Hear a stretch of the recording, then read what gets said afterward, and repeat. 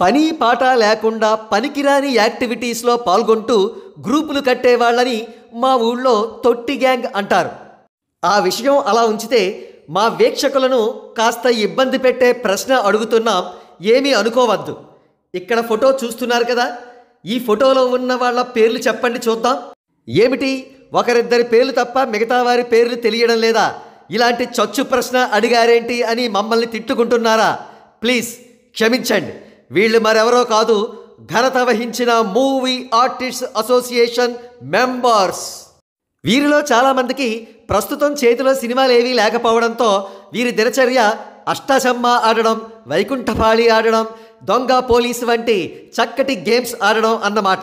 ఈ గ్యాంగ్కి gang leader ఎవరో కాదు, మంచు విష్ణు.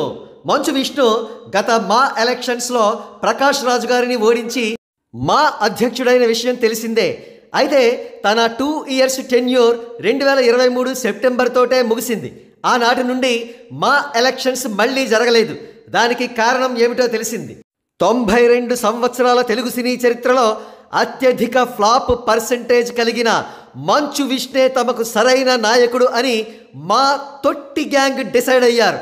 అందుకే మరికొంతకాలం పాటు మంచు విష్ణునే మా ప్రెసిడెంట్గా కొనసాగించాలని డిసైడ్ అయ్యారు.